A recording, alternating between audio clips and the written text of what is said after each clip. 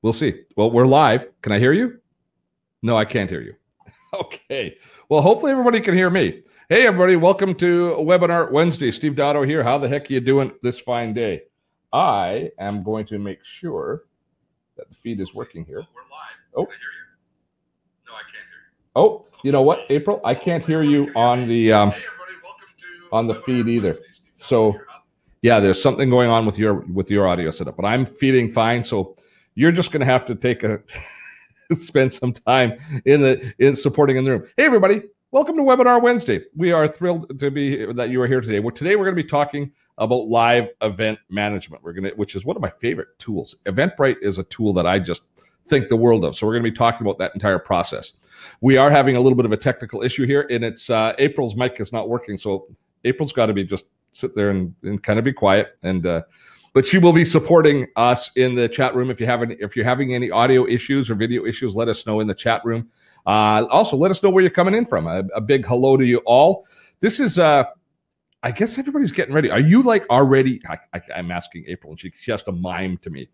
But so many people in the States, of course, this is just kind of getting ready for the big Thanksgiving week. We're going to be taking a week off next week, by the way, to allow people to prepare the turkey for Thursday for the big Thanksgiving day. But today's webinar is, I'm excited. Here's one of the reasons that I'm excited about today's webinar. Back when I was doing the TV show, I think Eventbrite was one of the first real true SaaS applications or software as a service application that I saw. And I was blown away by how all of the different things, it could bring all of the different things together to allow you to manage an event. And they've been around forever. They've changed the way live events are promoted and published. I think it makes it far easier for you to manage a live event. So we're going to be diving deep into that today. Now, a quick note and a quick hello and special shout out to all of our patrons. Dotto Tech, of course, is supported and sponsored by our supporters at Patreon. So a big hello and thank you to you all for keeping us on the air.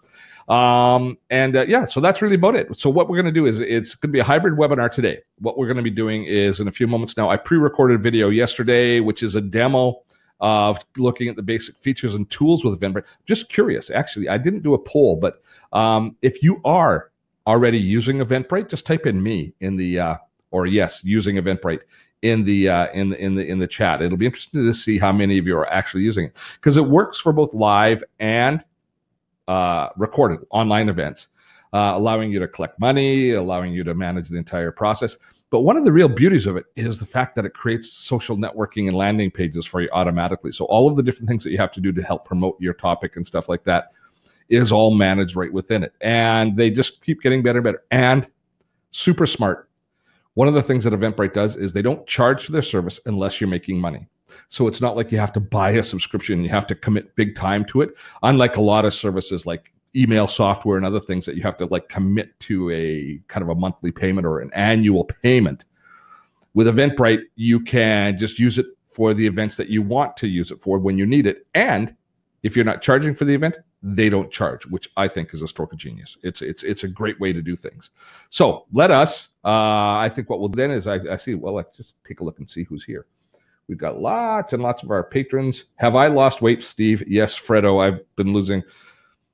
Went to the doctor yesterday. Anyways, long story. Yes, I've been working out like a fiend since January, but I really only started dieting a couple of months ago because I was getting leaner, but I wasn't getting lighter. And now I'm just, I don't know. But I have lost a fair bit of inches. Not so much weight, but a lot of inches.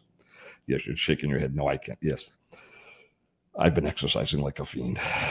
And I'm going to continue to. I think I'm going to start sharing some stories about it in the community. But just I didn't want to be one of those guys that posts, on the very first day of workout that I'm starting to work out. I wanted to make sure that I could do it. And here's the thing about it, like really exercise, and I'm doing it 6 days a week. The only day I actually don't go to workout class is Wednesdays.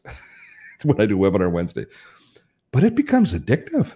You really end up, I guess it's the endorphins. It's not that I look forward to going, but I notice it if I don't go, and I kind of feel like there's something missing when I don't go. And don't get me wrong, I do not love sitting there and doing burpees and planks and all that crap. But it's making a difference. So there we go. All right, so Chuck lost 36 pounds on the keto. Yeah, Yeah, I'm doing the kind of low carb thing. I'm not losing this weight. First time I did that years ago. But we won't do too much dieting stuff today, but I did it years ago. And the weight melted off and I wasn't doing any exercise. Now I'm exercising and the weight's not melting off. But I'm getting fitter and healthier. And that's a good thing because it was my birthday last week. To all of you who wished me a happy birthday, thank you. I turned 59. Next year, 60. Okay. I think you're doing it's very similar to HIIT, high intensity workout. Yeah, it's very similar to the HIIT stuff, and it's great, and it builds muscle, and so you're stronger as we're learning, as we're aging. It's important to build muscle. We're gonna have to do a webinar Wednesday on fitness. My Apple Watch, makes a huge difference. Making sure that I record everything, what a difference! Because if you go to workout, if you got to wear your watch, it's like I don't even want to work out because if it's not recorded, it probably didn't happen, right? All right. Let's get to live events, and we'll have lots of room for questions at the other side. It's not a super long video today. The video is only about 19 minutes, but let's get going with that. And April will be in the chat room. If anybody's having any issues, please hit the reconnect button, and that will keep you going. That will get you back online for the most part. If not, you can always relaunch your browser if you do have an issue, and we will be in the chat. I'll jump over into chat immediately as soon as the video starts playing. So we will see you on the other side of the video. And now let's dive into the world of event management with Eventbrite. I think the first time I looked at Eventbrite, we were still doing our TV show, and I was so impressed. Here was a tool that allowed us to manage a local event in a really controlled manner, create tickets, track all of the funds, and at the same time engage in marketing activities directly out of the tool itself. I was super impressed. As a matter of fact, I was so impressed with Eventbrite that when we wrapped up production of the TV show and I thought, maybe I want to go work for somebody, Eventbrite was one of the companies I thought that maybe I'd want to work for. Of course, thank goodness I didn't decide to work for anybody, but I've always been impressed with the quality of their product and the functionality they give people as a result of the product. So let's dive in and have a look. Now, Eventbrite allows you to create either a real-world event or even an online event and manage all of the aspects of it, from inviting people to the event, to ticketing people, even assigning seats should you choose, to collecting money for tickets, delivering tickets to them that they can gain access to on their app, so it does all of the ticketing side stuff. You can have reserved seating if you want to get one of the more advanced packages. It then does marketing and social sharing within the tool. It creates a landing page for you to allow people to come and learn about your event. So it's a marketing tool from that perspective.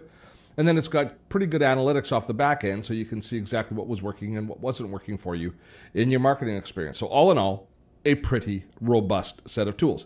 And one of the cool things about it, very similar to a tool that we use like Thinkific, is you've got various levels of entry, including some wonderful free functionality that's available to everybody for free to allow you to get to know more about it. And you can manage pretty much any type of event, from music to dinners, to fundraisers, to networking events, to sports, to classes. You can manage all sorts of events with it. So let's go in and start to work on creating some sort of an event. Now, let's start with pricing, because of course we all want to know just how much it costs to use. Now, I think Eventbrite has done a really smart thing. They don't insist that you sign up for a monthly or an annual subscription, but instead they allow you to use their tool in an event-by-event case. So you can start with the Essentials package, which will, if you're charging for the event, charge you 2% of your total ticket price plus 59 cents per ticket. And for that, you get a list of different features built in. And if you're doing anything free, if you're doing free events, it's absolutely free. Their professional package is also free for free tickets. So if you're gonna, you might as well just use that one if you're going to be doing a free event.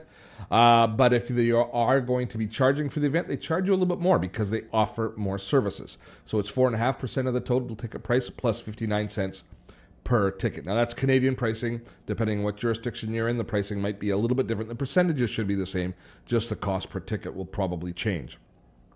So this model allows you to collect money without having to lay out some sort of a subscription and pay in advance, as many SaaS products do. So I think that this is a really creative and pretty smart marketing way of setting things up. Now, once you're ready to go and once you're ready to start creating your event, you can start with either the Essentials or the Professionals package.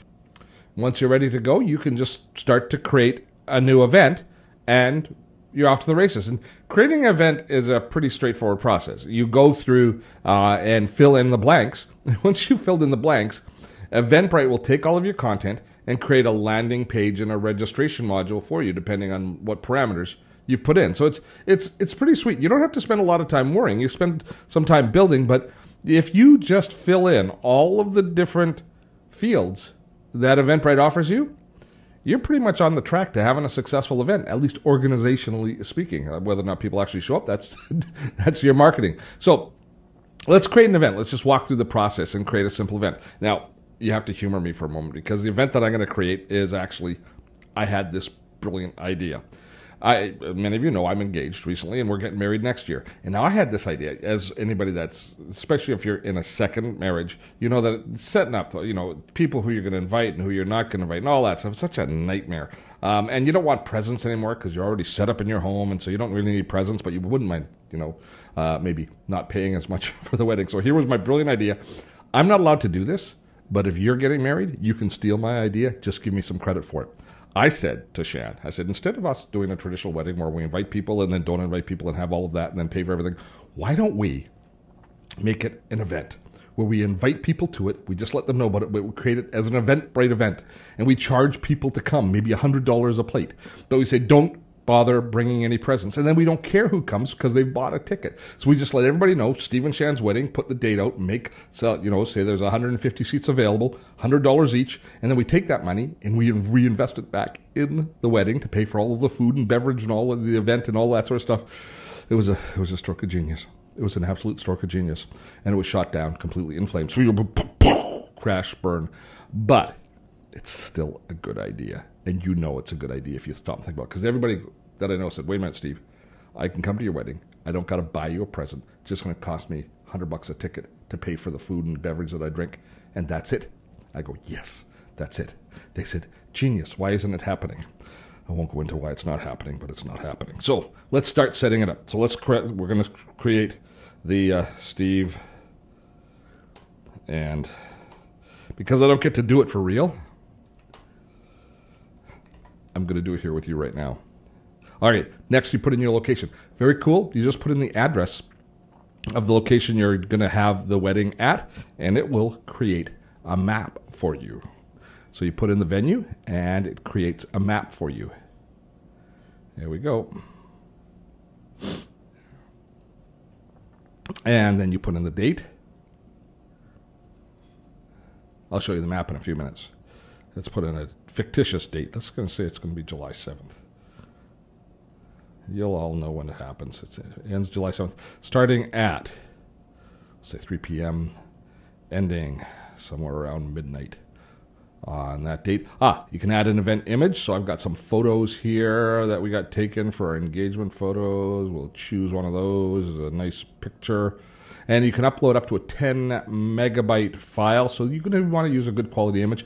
And it'll parse the image. It'll frame the image for the page, because it's what we're doing now with all this content that we're inputting is it will actually take and it will create a landing page for us, and it'll have a header image. So I'm just going to choose that part of the image right there. So there it is. It's done. Now then you write a description. Now I'm just going to use some kind of placeholder text here for this.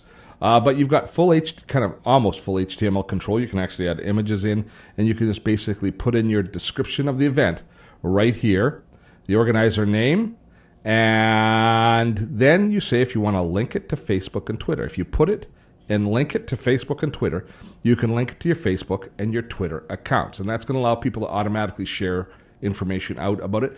So one of the powerful things about a tool like this is if you're using it for viral marketing, is you're going to get people to, when they purchase a ticket or when they sign up to come, to share it into their Facebook tweet, into their Facebook feed, into their Twitter feed, to let people know about it. So this will facilitate some of that happening.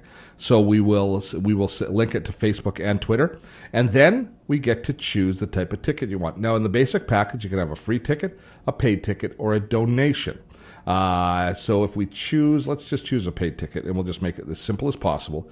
So you can set up some different pricing levels, like you can have early bird tickets and then regular tickets. But I'm just going to say ticket for fun.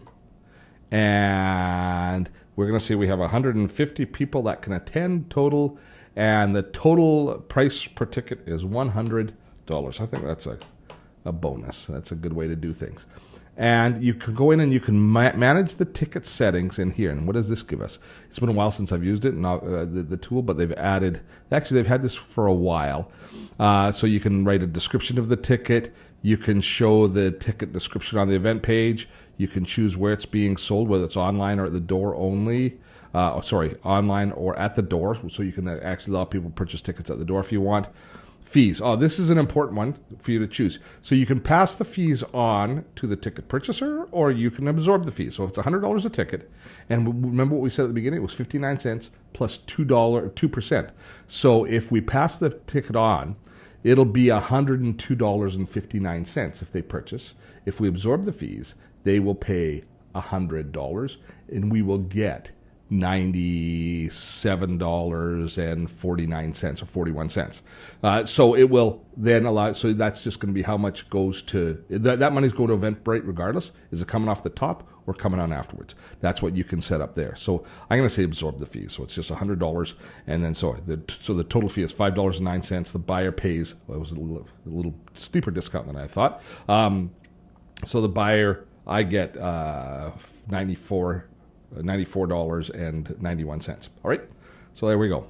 And then you can set a start and end date for the ticket sales, so you can have them launch at a certain point. And then you can also choose to hide the ticket visibility. So you can actually set up tickets so that they're released at different times. So people often will do this with events, especially conferences and stuff where you have an early bird pricing, and then you have a super early bird pricing, and then you have different kind of packages. So you can have them hidden until a certain date when that package is released.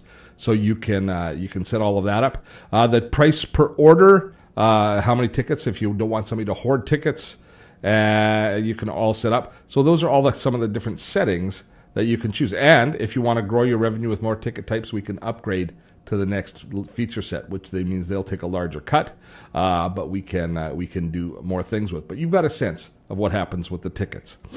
Next thing, you can choose a refund policy. So I'm going to say a 30-day refund. If they want a refund policy on the wedding. And then there's listing and privacy. Now, this is determined when they say a public page. They're talking about when you visit Eventbrite, if they're kind of their own promotion of events that are happening in Eventbrite.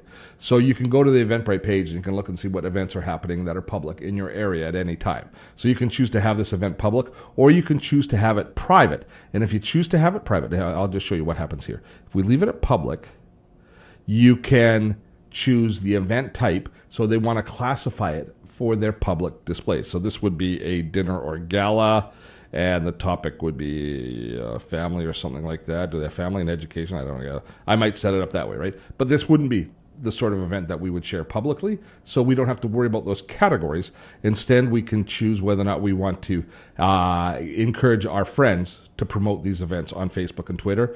We can make our event invitation only, so they have to receive an invitation from us, or even require a password in order to view the event page.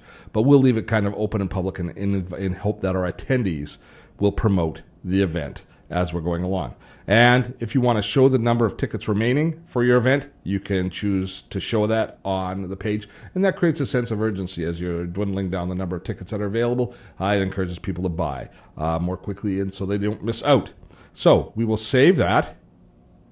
And it says we are almost done. I think maybe we can even make it live at this point here. So we've got the location. We can enter the name of the location. I should probably... As I see the map isn't working, so I just put the address in here. I think instead I'm going to, I think you should have, that I should have, and I'll just do this really quickly. Put in the more detail of location in the breakout fields, and now it's got the map showing exactly where it is. So you don't just put it in as a string of characters, you have to put in the delta. There we go. Okay, so that puts in all the information. We've got the image, we've got the event. So we're almost ready to kind of make it go live. And then we get to see how we manage the event as it's going along. So we make our event live, and that takes the page and publishes it, makes it so that you can start to sell tickets for the page. So once we've said live, it says, congratulations, your event is live on Evernote. add this event to Facebook so I can add it to Facebook. I'm not going to do that. That would be a little bit shocking for everybody to see it there. Make sure you get paid, so we have to confirm our payment option. So that's setting up a link between you and your payment gateway. And let's take a look at the payment options here, just in case they've changed since I used it before. Now, they will accept credit card in Eventbrite processing, and so they will do the credit card clearing for you. Now, before we leave this page, I want to show you these settings here. This is the management tab that we're actually in. Some of the important things for you to consider is the invite and promote, where you can add invitations to Facebook. So you can add a promotion in Facebook, but being able to email out invitations. So you can actually load in email addresses of your friends, and you can use this as a sort of an autoresponder where you will actually send out an invitation through this through this interface here. And you can set up discount codes if you also choose, all the ability to be able to say, you know, if you're family, you get 50% off the wedding. I think family might appreciate that. Oh, this is a new feature. It's called website integrations. Oh, that's if you're using the more advanced version, allowing you to actually create landing pages in your own website, so you can add the checkout to your own website. We have to upgrade this version in order to see that, but it gives you an idea of some of the capabilities. Now, they also have the ability to set up tracking for affiliates, to have other people act as agents and sell your event. So they've got that set up through these tracking links and affiliate programs. And what does the social stream do? That's something new that I haven't seen before. Well, you can connect Instagram and Twitter accounts to it, which we've already set up our first Twitter account to set up. But you can also create a hashtag, an event hashtag that can then be tracked and added to the different content that goes out. Once you're actually getting some traffic to the page and you're starting to get people registering, you can go into the analytics section and you can see exactly what's happening with your report. And again, the more advanced version of this software will give you more advanced reports. And you can even go in and you can manage all the attendees, and you can see who is signed up, who's added orders, and you can manually add additional people. And once people are in there and you've got a list of people, you can send emails to the attendees, which allows you to give them an update on what's happening and that sort of stuff. So you can do follow-ups. As well, creating things like name badges. You can use a tool to create name badges and automatically print off name badges if you've got an event that requires them. So lots of different management features at this point. Now, if you want to see what your landing page is going to look like, what your registration page is going to look like, I think there's always been two ways. We can go view here, which will actually, I think, show us the live page. Yes, it does. This shows us the live page, and if we wanted to purchase a ticket, it opens the, there's 150 still remaining, the tickets, and it gives you all that different feedback that we gave you. But you see that it's got a nice, clean layout with social sharing links, a description, the map of where the event is, all here. And once people purchase a ticket, it will then sync with their own Eventbrite app, so they'll have a ticket on their Eventbrite mobile version. We've all had tickets in Eventbrite on our mobile version that they can show up. And you can actually scan people at the door to make sure Eventbrite includes a scanning app in their app to be able to use your phone to be able to scan people's codes or their barcodes as they come in to know that they've actually purchased the ticket. So really complete from that perspective of all the different sorts of ways that you want to manage an event. Now, the other thing is, if you need to change and you need to edit anything as we're going along, let's see, is it here? Yeah, you can go in. So we viewed what the event looked like. So you can go in at any point and you can go back in and you can actually edit any of the content for the event. You can modify it as you're going along. If you've seen that you made a mistake or you want to upgrade and add more ticket types and all of that sort of stuff, you can add all of that at the end. But quickly creating an event that you can have people register for, pay for tickets, you can track who has the tickets, you can ask them to share it in social, and you can manage the entire process. You can communicate with them after they've purchased the ticket by email directly using the tool. It's a pretty full set of tools for an app which doesn't cost you anything if you're not charging for the event. I think it's smart of Eventbrite to get people using the event, using their tool for their free events as a way of understanding how powerful they are and how efficient efficient it is using their time, and then allowing them to once they're ready to actually start charging for event, to use the tool, and then everybody gets to make a little bit of money as well. All right, I think it's time for us to head over and deal with questions. All right, I am back. That was so embarrassed. Of course, I spelled Eventbrite wrong in the slide. It's unique talent I have to be able to spell things wrong on almost any case. So my apologies for that. But great conversation, and I think we learned an awful lot. At least I hope you learned a lot about how Eventbrite can fit. Now I'm going to get to all of your Q&A here in just a few seconds, but before we do, I want to fill you in on what's coming up as far as replay of this particular webinar and what we're doing for the next couple of weeks here on Dottotech. So let me just start a slideshow. Just going to present a little bit of a slideshow here. So today's webinar, of course, is free, as is all of our Webinar Wednesdays. And what we do with Webinar Wednesday is I'll send out a replay link to all of you who are in attendance and everybody who's registered for the webinar by the end of today. I'm recording the webinar. Now, we can send you replays in one of two ways. We could send you an automatic replay from the Webinar Jam tool that we use here, or I prefer to record the video and send you a replay on YouTube. The reason I prefer to do that is you can fast forward through it. You can actually play it, you can jump ahead, or you can actually play it at double speed or 1.5 times the speed, which gets you through the content that much more quickly. And when I record it, I include the chat in the sidebar so you can see all of the social proof that comes from the chat. So we'll send you any resources that we talk about in the Q&A, as well as the video replay link by the end of today. Now that's going to be available to you for 48 hours. And after that, we take that webinar and we archive it. We take this webinar and we archive it with the rest of Webinar Wednesday in our Webinar Wednesday archives, which is designed for our, which is available for all of our patrons, now, which I want to do a quick shout out to again now. So for those of you who are new to us here on Dottotech is a community-funded channel. In other words, we are supported by the generosity of the people who visit us and use our content. And we use the crowdfunding site Patreon as an agent to be able to, for them to be able to support us and for us to be able to deliver content to them. So a big shout out to all of our patrons at Patreon who make this possible. And this means that we don't have to charge for these webinars, and we can continue to create great and hopefully compelling content like the sort of webinar that we're just delivering to you today. Now, as I say, it's supported through you. We ask patrons for $10 a month, and any patrons that are here now, if you want to just shout out and say me, so we can say hi to you, I certainly appreciate it. We ask for $10 a month, and that keeps us on air, and there are perks. Oh my goodness, there are perks. Let me tell you about them. First is we give discounts on all of our premium courses and our mini courses. We have a series of mini courses, which are like 1 to 2 hour trainings on a variety of topics. We have a lot of free ones as well. But the ones that we charge for, patrons pay $9.95 as opposed to the regular price of $40.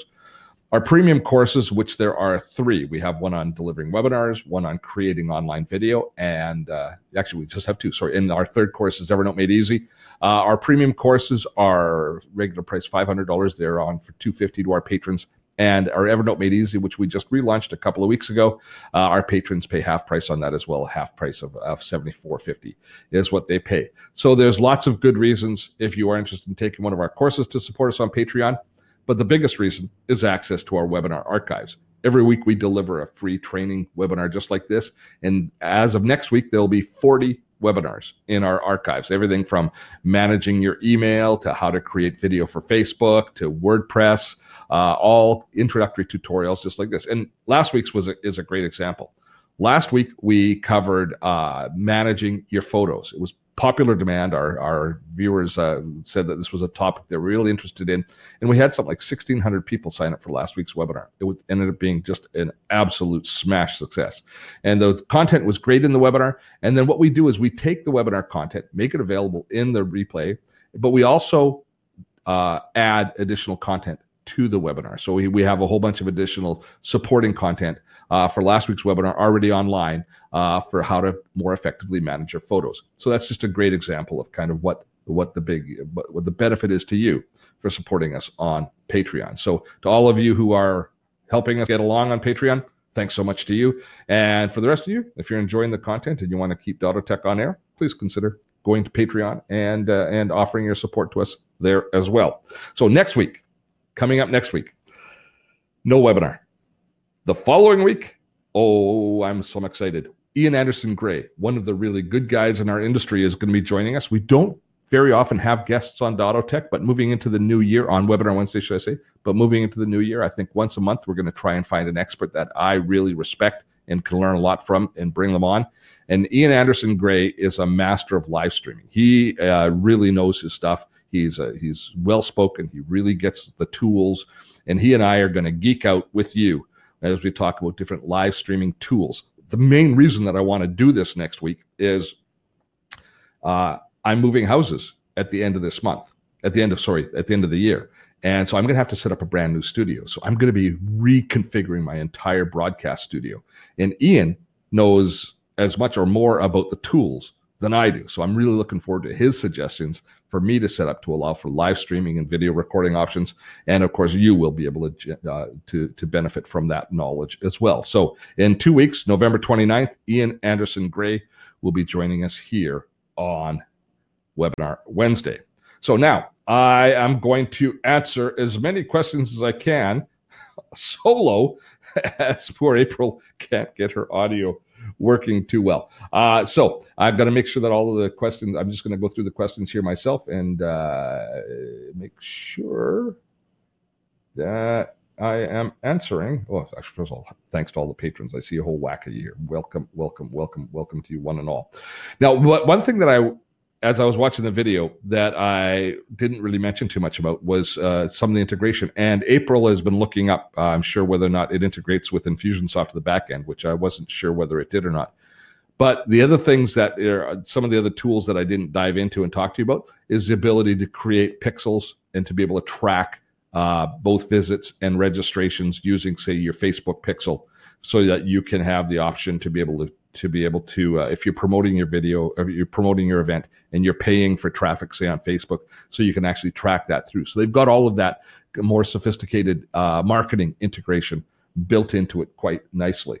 So I'm going to scroll back here a bit. Actually, what I'm going to do is I'm going to go over to here and I'm going to go into the Q&A. And so April, if you keep pushing the questions through that I should be dealing with into the Q&A, I can find them there pretty quickly. Stuart says, any suggestions for keyword optimization for public courses and how to best use discount codes? Well, discount codes, of course, are a great way to incentivize people, especially if they're time sensitive, to get them to purchase whatever it is, be it tickets for your event or your course.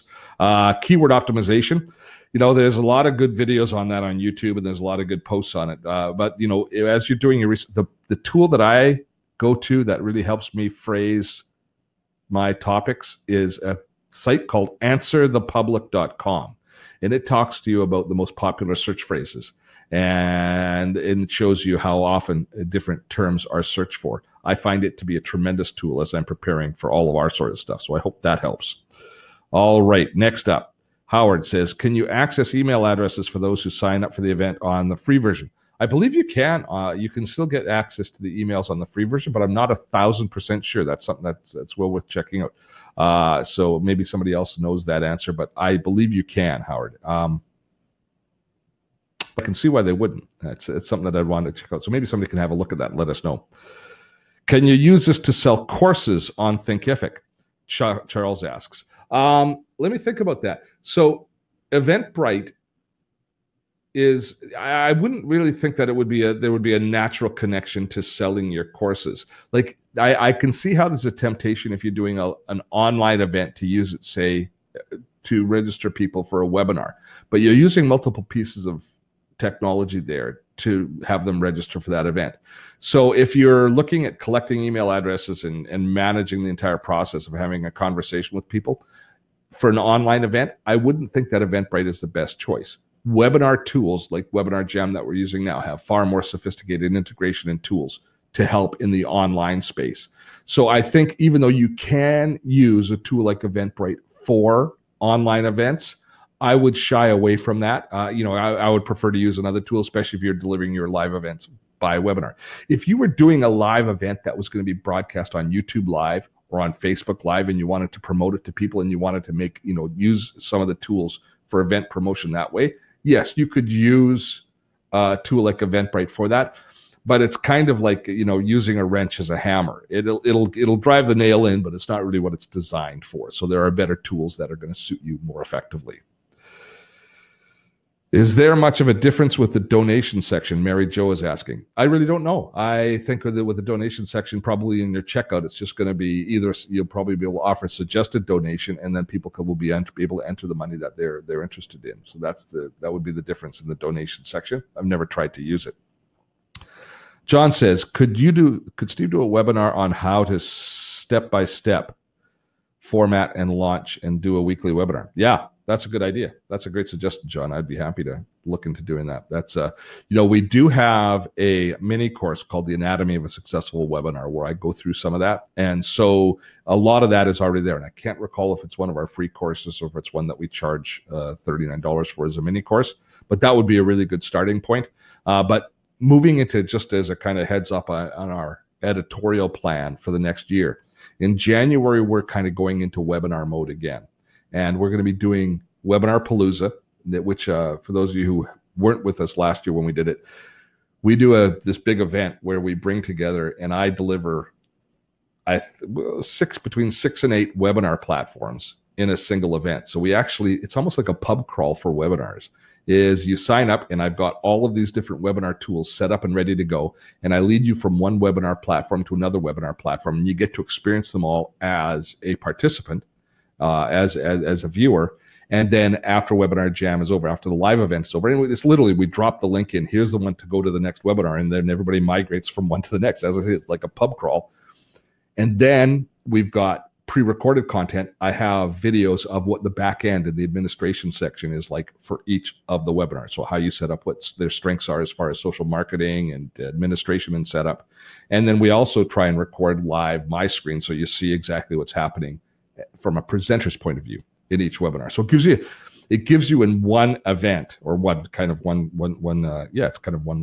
big event exposure to the most popular webinar tools, so you can see which one fits. And the thing about webinar tools is no one is perfect.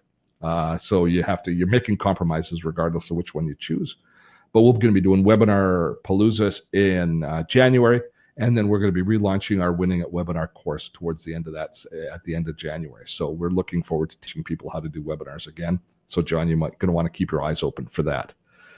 Okay, I think that's it. That's it. Now I'm seeing chat. I see the chat is changing, but not the webinar pub crawl. Yeah, LOL. Are you going to send out a list of suggested beverages for each webinar? That would be an interesting choice, Andre. No.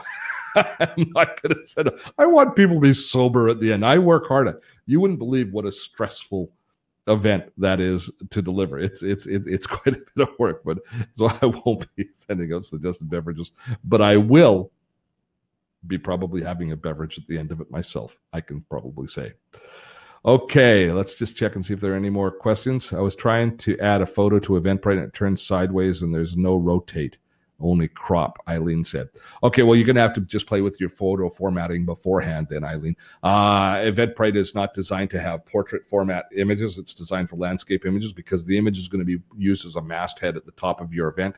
So that's probably the issue that you were having there. That's it. Okay.